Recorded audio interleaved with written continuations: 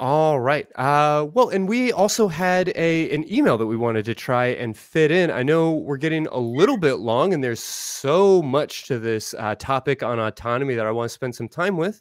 But let's go ahead and see how many more questions we can answer.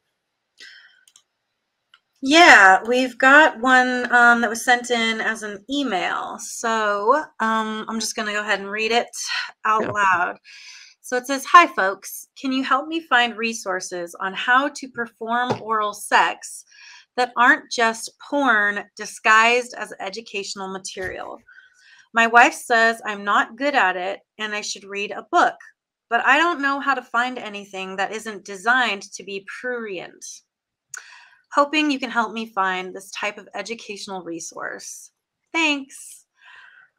This is a tough one. Yeah. Well, I mean, I will just start by saying that you are brave to try and read the word prurient Prurient. I in hate front of that a word. live audience. I think I would have Yeah. swapped it out and just hope nobody noticed. Yes, I hate that word for so many freaking reasons, but the fact that it's near impossible to say is one of them. Uh-huh.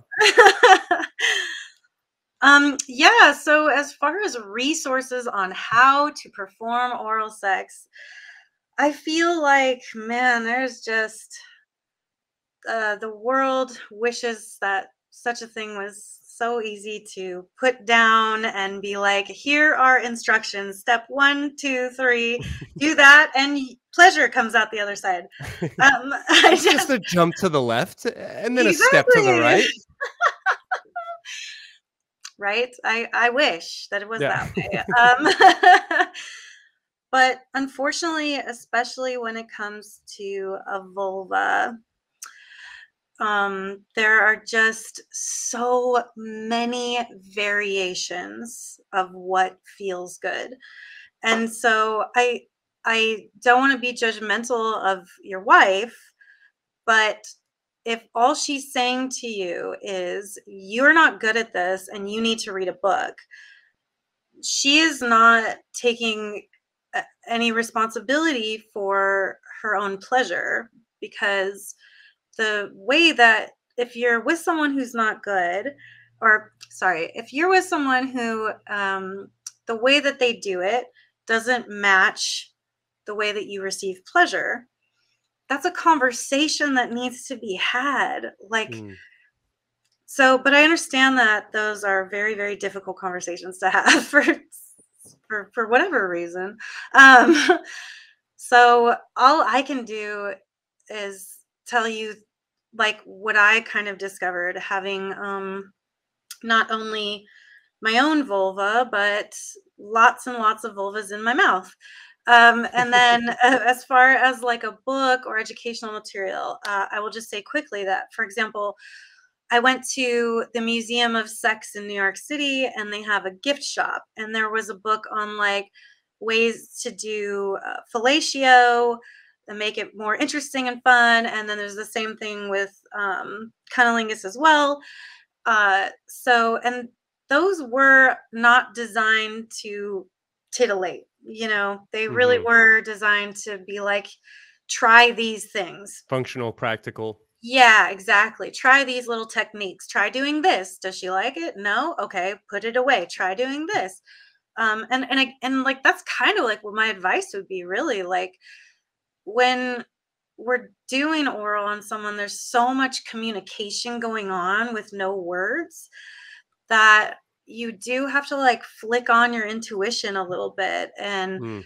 really connect like almost spiritually with the person that you're with, in that sense, like feel their body movements. I know that sometimes like if my partner is doing the right thing, but they're like a little bit this way, and if they would just go a little bit this way, they'd be like right spot on. I kind of like move my left hip up to move them to the right, or like I lift up my left leg in hopes that they go this way. You know what I mean? So Or eventually just point, or eventually like, hey, little to the left, you're doing great. yeah, exactly like that. Like, "You're doing great." Like, "Oh, that's so good," because you do it just a little lighter or a little heavier, Mm. or a little to the left, or in a circle instead of a back and forth. Like, oh, it feels so good. If you could just do this, it would feel better, or you could get me there. Like, that's how the receiver should be speaking to you. But as you being the giver, if you're not able to get that level of dialogue out of your partner, there is really something to be said for paying attention to these shifts and these movements in the body. Another great tip, I think, is with your partner, say to them, like, I want to watch you masturbate. Like, so I want to get down here between your legs, and maybe I could play with your tits or something, but I want you to put your hands down there and show me with your hands, like, what feels good. Show me How how it would you works. see Yeah. yourself? Like, that might not mean that you're going to come in front of me, like, and don't put that pressure of, like, give yourself an orgasm for me. Instead, make it more like, I want to see what you do with your hand to pleasure yourself. Hmm. Um, and then you can take mental notes, because I think there's a lot to be said about, like, how someone does it with their own hand. Like, I'm gonna maybe get it a little wet. I'm gonna go down there. I might, like, play with the little areas teasingly for a little while, and then when I'm, like, ready to get into it, it's like clockwise circle, like 0.4 inch over to the right of my clit. You know what I mean? I mean, it's, like, so precise.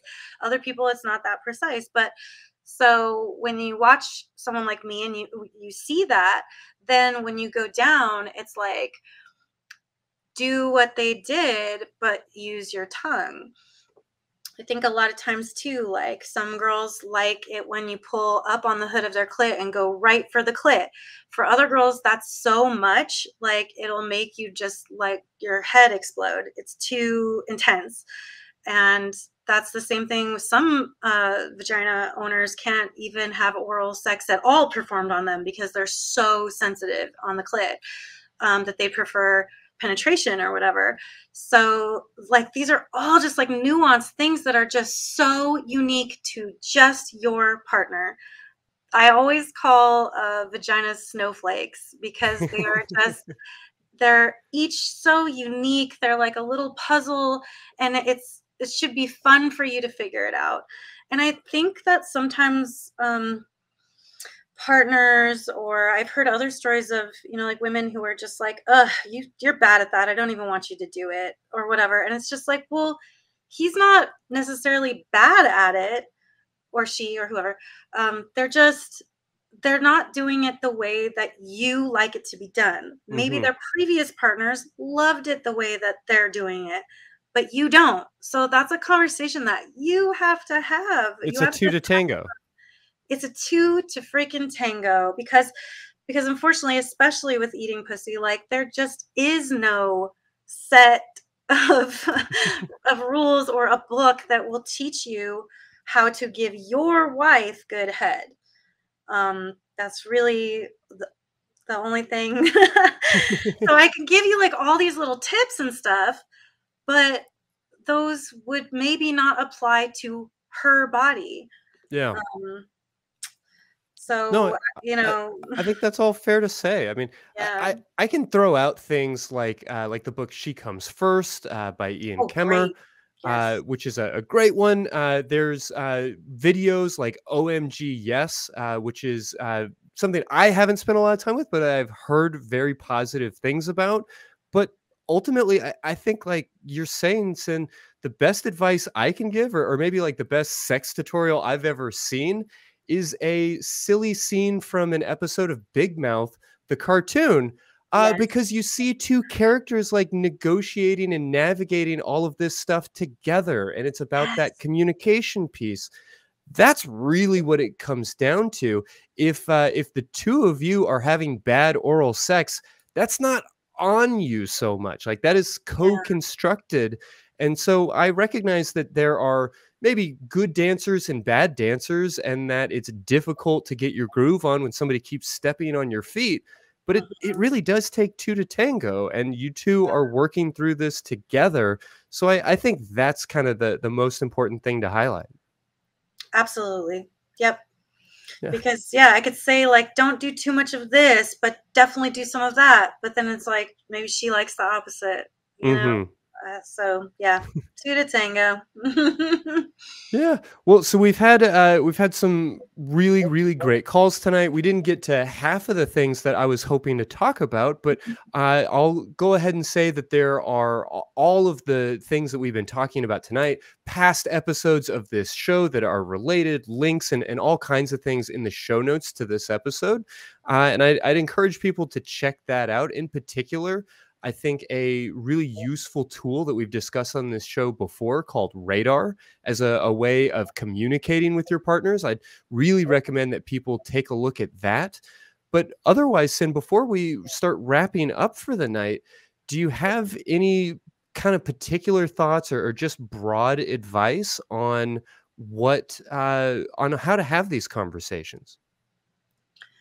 Yeah, I mean, I love this radar concept for sure. I think that when we can take emotion as much out of it as possible, that's when we can have really constructive, meaningful conversations with each other. And I think like to police ourselves is probably the best way to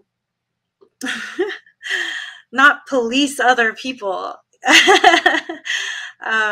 I think it's interesting. It kind of reminds me of the love languages a little bit. Like Mm, when we take the focus, when we're feeling like we're missing something, rather than saying to the other person, you're missing this, what that I need, it can be almost like if I give more, if I listen more, then I can learn more about myself and my needs and why I'm having these feelings and talk about them in a way that makes more sense, that communicates well to the other person.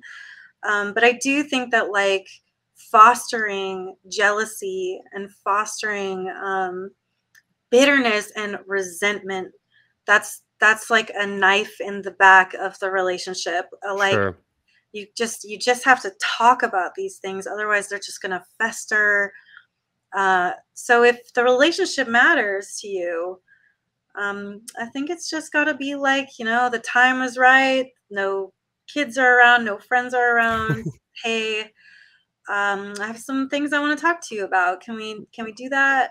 And let's try to keep it. Let's make an agreement that like we're not going to raise our voices and we're going to have this conversation. And if it starts to get heated, then there needs to be, okay, we're going to take a break. I'm going to go in this room for 10 minutes and you're going to go in that one. We're going to breathe. We're going to think about what we're trying to say.